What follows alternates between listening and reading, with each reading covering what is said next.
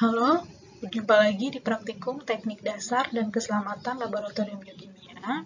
Minggu ini kita sudah memasuki minggu yang ketiga, dan pada minggu ini kita masuk ke dalam topik atau materi yang kedua, yaitu tentang Biological Safety Cabinet dan juga tentang Biosafety Level. Baik, kita langsung mulai saja. Jadi, seperti yang sudah kita pelajari bersama di minggu sebelumnya, yaitu tentang perlindungan utama atau istilahnya adalah primary barrier, yaitu alat pelindung diri yang wajib kita kenakan ketika kita berada atau bekerja dalam laboratorium. Ternyata ada satu lagi primary barrier atau pelindung yang tujuannya adalah melindungi personel laboratorium dari bahan-bahan atau dari kontaminasi yang ada di dalam laboratorium. Nah, primary barrier selain APD itu adalah yang kita kenal dengan istilahnya Biological Safety Cabinet, atau mungkin dalam bentuk lain berupa lemari asam ya, atau mungkin yang sudah pernah juga kita gunakan adalah laminar airflow atau istilahnya adalah clean bench. Ya, jadi APD dan ketiga instrumen tadi itu merupakan perlindungan utama ketika kita bekerja di laboratorium. Kemudian pelindung yang kedua atau perlindungan yang keduanya adalah ruangan di laboratorium itu sendiri ya. Jadi memang idealnya kalau kita bekerja dengan menggunakan entah lemari asam atau mungkin laminar airflow atau BSC, itu memang harus ada ruangan khusus di dalam lab ya. Jadi lab di dalam lab seperti itu. Nah, itu tujuannya adalah sebagai secondary barrier atau pelindung yang kedua gitu ya. Jadi jika ada tumpahan atau mungkin ada cipratan atau sebagainya tidak mengganggu atau tidak berbahaya bagi personel laboratorium yang lain dan juga tidak berbahaya bagi lingkungan sekitarnya.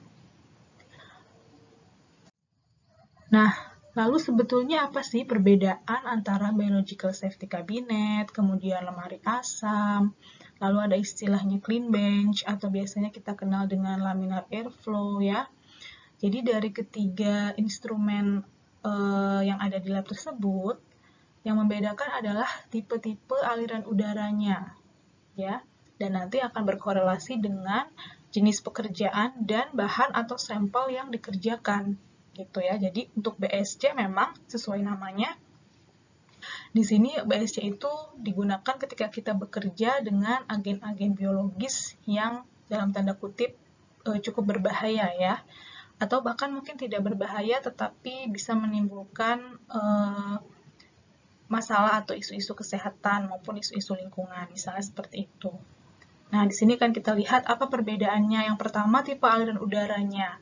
Jadi kalau BSC itu secara umum akan melindungi personel, ya, melindungi kita yang bekerja, kemudian juga melindungi sampel atau bahan yang sedang kita kerjakan, dan juga melindungi lingkungan. Karena di sini BSC, udara yang masuk, udara yang keluar itu disaring oleh suatu filter, sehingga akan aman bagi personel, bagi sampel, dan juga bagi lingkungan. Ya, seperti itu.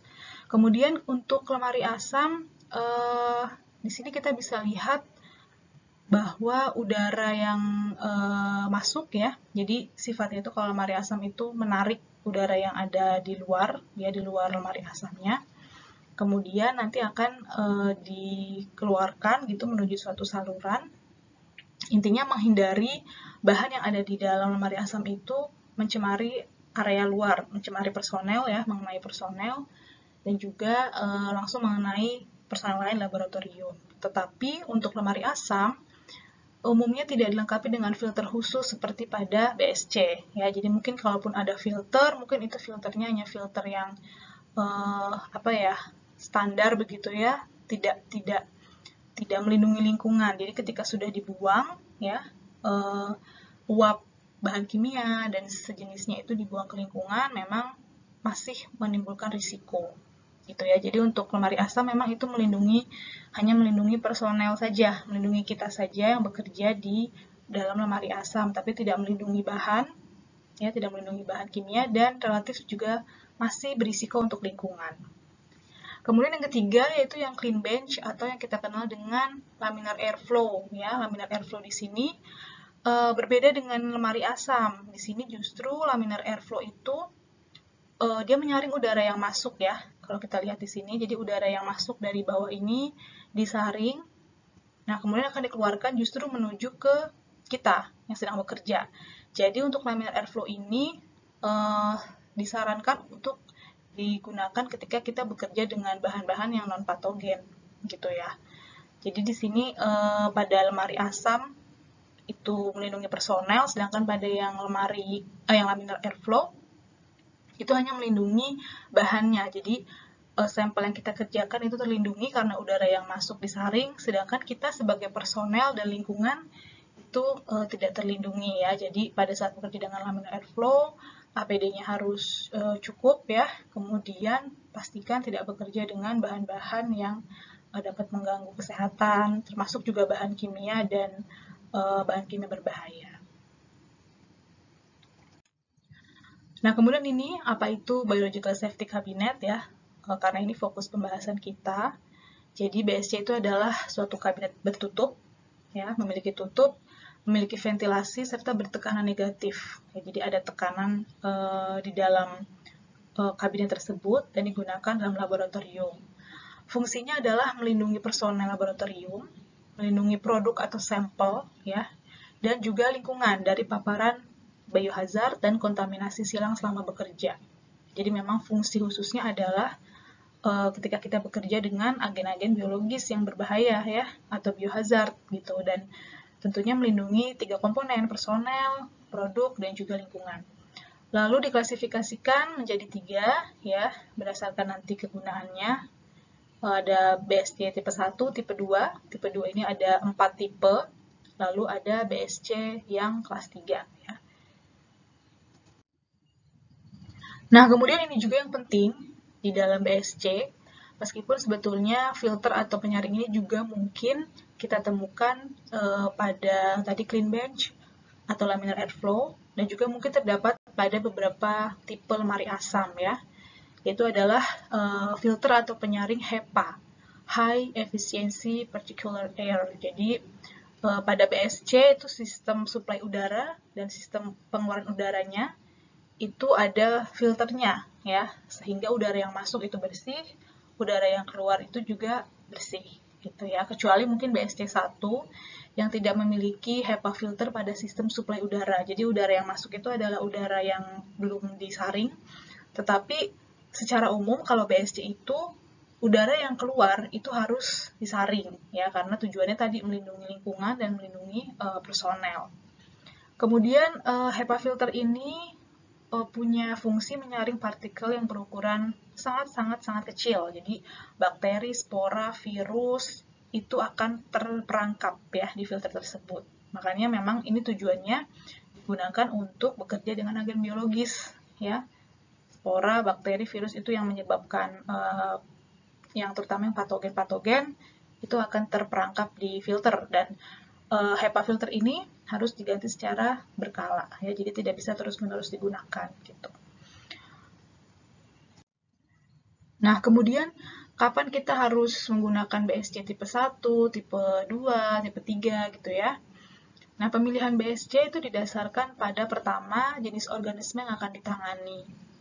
Jadi kita harus tahu organisme yang akan kita tangani itu masuknya ke dalam kategori yang non-patogen, atau yang patogen tidak berbahaya, patogen menular berbahaya, atau patogen yang sangat menular dan sangat berbahaya ya.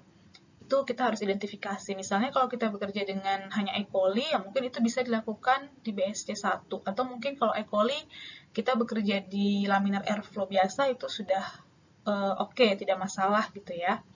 Jadi kita harus tahu seperti apa sifat dari organisme yang kita kerjakan. Kemudian yang kedua, manipulasi yang akan dilakukan. Ya, misalnya kita mau melakukan apa? Pemindahan atau kultur virus atau bakteri kah? Kemudian kita mau mengisolasi bakteri dari jaringan manusia misalnya yang terinfeksi kah? Atau apa? Karena nanti akan berpengaruh juga pada proses selama di dalam BSC-nya itu. Gitu. Apakah akan menimbulkan cipratan? Apakah akan menimbulkan aerosol? Ya itu juga harus diperhatikan. Kemudian yang ketiga, penggunaan bahan kimia toksik dan radioaktif. Jadi itu tadi menyambung dengan yang kedua. Kita mau melakukan manipulasi apa, kemudian bahan kimia yang kita gunakan ini toksikkah, kemudian radioaktif atau tidak. Nah, itu juga harus menjadi pertimbangan kita ketika kita memilih tipe BSC yang akan dilakukan. Oke, nah kita lihat satu persatu tipe-tipe BSC-nya ya. Jadi ini yang kelas pertama. Ini mirip dengan lemari asam sistem sirkulasi udaranya. Kemudian BSC kelas 1 ini melindungi personel dan lingkungan, tapi tidak melindungi sampel ya. Jadi udara yang masuk itu tidak difilter tadi, seperti saya sudah katakan. Sedangkan udara yang keluar, itu apapun tipe BSC-nya itu harus disaring ya, seperti itu. Kemudian kecepatan udaranya 75 fpm feet per minute, jadi hampir dipastikan udaranya itu tidak ada yang keluar dari dalam kabinet meskipun bagian depannya dibuka ya. Jadi dia akan bersirkulasi seperti itu pada kecepatan tertentu. Biasanya digunakan untuk apa? Biasanya BSC kelas 1 ini tadi digunakan pertama untuk bekerja dengan agens yang tidak terlalu berbahaya ya. Atau misalnya ketika kita bekerja dengan suatu jaringan, kita mau membuat suspensi gitu ya, atau larutan, kita lakukan dalam BSC untuk menghindari aerosol atau adanya cipratan-cipratan kecil gitu ya. Atau mungkin pada saat kita melakukan kultur sel, pemindahan-pemindahan sel, atau misalnya membersihkan kandang hewan coba, misalnya tikus, mencit, atau mungkin kelinci gitu ya, kita bisa lakukan di dalam BSC kelas 1 ini. Nah, untuk BSC yang tipe 2 atau yang kelas 2 ini sudah mampu untuk melindungi personel, lingkungan, dan juga sampel. Karena udara yang masuk dan udara yang keluar itu disaring dengan HEPA filter. Jadi mirip dengan laminar airflow ya. Laminar airflow tadi udara masuk disaring, tapi pada laminar airflow atau clean bench, udara yang keluar tidak disaring. Jadi langsung mengenai personel dan lingkungan. Sedangkan untuk BSC kelas 2 ini, udara yang masuk maupun yang keluar itu akan disaring lewat HEPA filter tadi. Kemudian ada tipe A dan tipe B untuk BSC kelas 2. Ini hanya berbeda di desainnya saja begitu ya. Kalau untuk yang tipe A, itu udara yang dikeluarkan itu bisa masuk lagi ke dalam ruangan lab ya, atau misalnya langsung dikeluarkan ke lingkungan tidak masalah. Tapi kalau yang tipe B, itu udara yang keluar itu harus dibuang secara langsung ke lingkungan melalui suatu saluran. Dan biasanya tipe B ini digunakan kalau memang bakteri yang kita gunakan relatif lebih patogen ya, atau misalnya kita menggunakan atau kita berada di dalam lab yang mungkin terlalu kecil ya ruangannya, sehingga udara yang keluar ini, udara exhaust-nya itu harus langsung dibuang ke lingkungan. Karena kalau terlalu lama di dalam lab, beredar di dalam lab, itu mungkin akan membuat tidak nyaman lah saat bekerja gitu ya. Karena biar bagaimanapun kan pasti ada aliran udara di situ yang itu akan mengganggu kerja dari BSC seperti itu. Nah, kita coba lihat satu persatu seperti apa gambarannya. Ini BSC kelas 2 tipe A ya. Jadi memang kalau kita lihat fokusnya, kita lihat di exhaust saja. Tipe A1, A2 ini hanya dibedakan ada atau tidaknya kanopi ya, dan desain dari filternya gitu. Jadi untuk yang tipe A1 itu udara yang masuk, kemudian dia akan ke bawah dulu, sirkulasikan, lalu disaring lagi, sisanya itu akan dikeluarkan dan disaring gitu ya. Jadi di sini ada sirkulasi udara ke sini ke bawah. Kemudian yang tipe A2 juga udara masuk. Nah, kemudian pompanya atau pengatur tekanan itu ada di atas. Kalau yang tipe A1 tadi di bawah. Jadi udara didorong begitu, ada yang sebagian masuk, ada yang sebagian keluar. Intinya kalau pada tipe A itu udara yang sudah disaring itu dia bisa bersirkulasi lagi ke dalam ruangan. Jadi bisa kemungkinan kita hirup lagi, tapi itu sudah aman ya karena sudah ada HEPA filternya. Nah, untuk yang tipe 2 ini kita lihat saluran pembuangannya itu langsung menuju keluar dari laboratorium. Jadi tidak kembali lagi ke dalam laboratorium, dan udara yang keluar tidak kemungkinan besar tidak terhirup lagi oleh personel di lab, ya. Jadi ini mirip-mirip dengan yang tipe A, ini pendorong udaranya itu ada yang di bawah, kemudian tipe B2 itu di atas, ya. Intinya poinnya adalah di saluran pembuangannya, ya. Kalau tipe B1 dan B2 ini langsung dibuang keluar dari laboratorium. Nah, kemudian untuk BSC tipe yang terakhir atau kelas yang terakhir, yaitu kelas 3, biasanya ini dipakai di laboratorium BSL 3 atau 4, ya. BSL 4 wajib lah ini, BSL 3 juga. BSL 1, 2 masih bisa pakai BSC tipe 1 dan tipe 2. Nah, ini untuk BSC kelas 3 seperti ini ya. Jadi yang pertama itu adalah, kalau kita lihat di bagian depan, ini udara yang masuk maupun yang keluar itu disaring ya oleh HEPA filter tadi. Kemudian untuk mungkin saya ke bagian E dulu, ini di bagian E, di bagian samping, itu adalah untuk memasukkan barang-barang ya. Jadi barang-barang yang akan digunakan, termasuk sampel juga masuknya lewat E ini. Jadi ada semacam locker kecil itu nyambung ke dalam BSC-nya. Nah, kemudian di dalam BSC-nya sudah ada bagian khusus untuk tangan ya. Jadi ini sarung tangan yang memang sudah embed gitu ya. Jadi satu dengan BSC-nya. Jadi kita bekerja di sini sarung tangannya sudah memang sudah ada tersedia di situ. Tapi bukan berarti kita tidak pakai sarung tangan lagi ya. Tetap harus menggunakan sarung tangan atau gloves yang biasa kita gunakan, yang disposable itu. Kemudian di bagian B ini menunjukkan aliran udara ya. Jadi aliran udaranya memang tersirkulasi di dalam situ saja. Tidak akan, kalaupun keluar dia harus disaring terlebih dulu. Begitu juga dengan udara yang masuk. Seperti itu ya. Jadi ini betul-betul BSC kelas 3 ini meminimalisir kontak langsung antara personel dengan sampel dan juga memastikan bahwa udara yang keluar itu aman untuk lingkungan. Nah, kalau BSC tipe ini ada yang langsung dikeluarkan ke lingkungan ya, udara buangannya. Ada juga yang bersirkulasi di dalam lab. Ya, cuma itu tergantung dari tipenya. Hanya saja kalau bekerja dengan patogen mungkin harus dikeluarkan langsung ke lingkungan dan harus ada filter tambahan di sini ya. Jadi di dalam saluran pembuangan itu harus ada filter kedua. Jaga-jaga siapa tahu filter yang pertama belum bisa menyaring 100%. Ya, kurang lebih seperti itu. Nah, tabel ini menunjukkan rangkuman tadi yang sudah saya jelaskan. Pada intinya memang yang berbeda itu adalah BSC kelas 1 ya. Berbedanya di mana BSC kelas 1 ini tidak melindungi sampel, tapi dia hanya melindungi personel dan lingkungan saja. Gitu ya.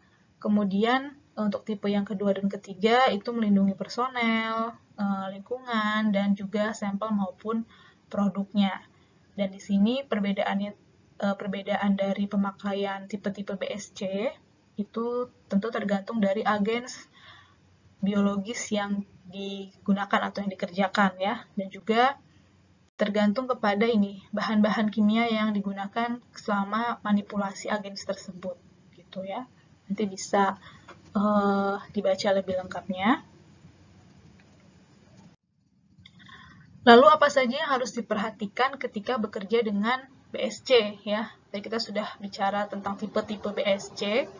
Maka kita harus juga memperhatikan ketika bekerja dengan BSC itu apa saja yang harus diperhatikan. Yang pertama adalah penempatan BSC dalam laboratorium. Ya, jadi yang pertama usahakan lokasinya itu terisolir, terpisah dari kegiatan-kegiatan lain, terutama dari lalu lintas. Dan juga daerah yang berpotensi menimbulkan gangguan aliran udara, misalnya dekat dengan pintu.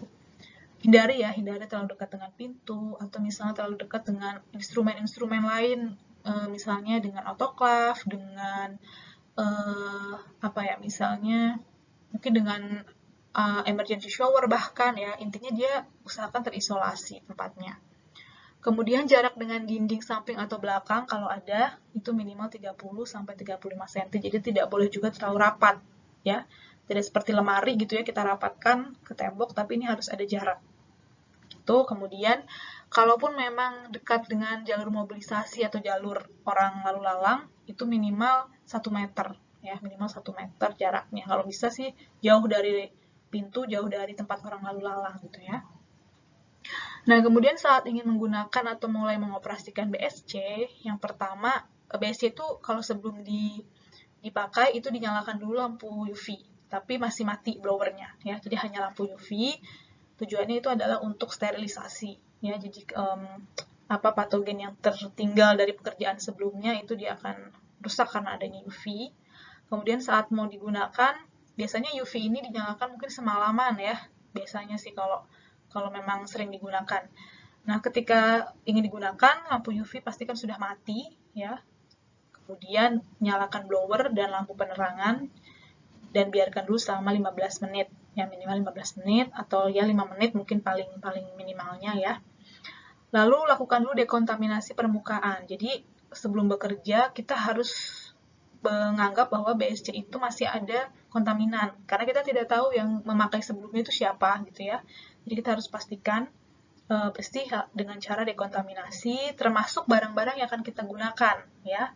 Botol larutan, cawan petri, pipet, dan sebagainya itu harus didekontaminasi. Biasanya dengan disemprot dengan alkohol 70%, kemudian dilap dengan tisu kering, nah itu sudah cukup lah dekontaminasi seperti itu.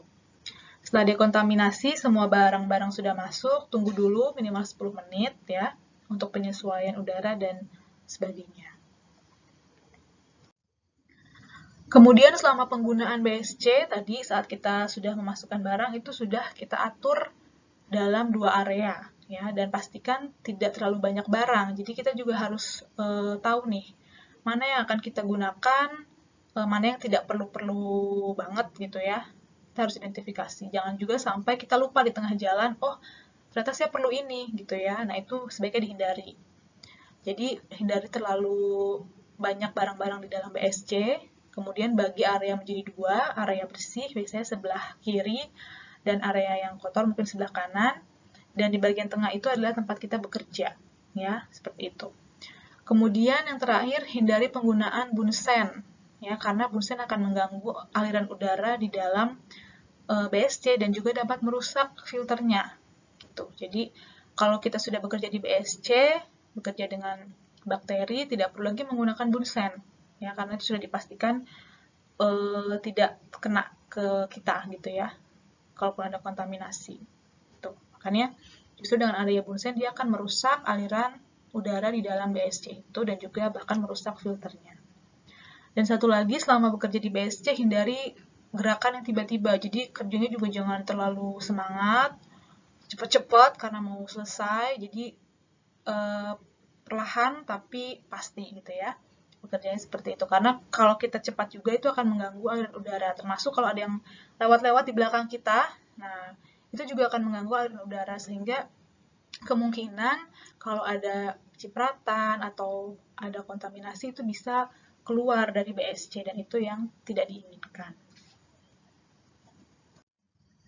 Kemudian setelah menggunakan BSC, kita harus lakukan dekontaminasi area kerja. Intinya sebelum dan sesudah bekerja di BSC harus dekontaminasi. Kemudian termasuk juga barang-barang yang tadi kita gunakan ya, meskipun dia hanya misalnya untuk wadah saja, itu tetap harus kita dekontaminasi. Kemudian setelah selesai semua, keluarkan barang-barang, lalu nyalakan lampu UV, lalu tutup sash-nya atau penutupnya, biarkan minimal 20 menit atau sampai 30 menit, setelah itu baru matikan blower. Jadi memang lampu UV itu dibiarkan menyala terus biasanya seperti itu.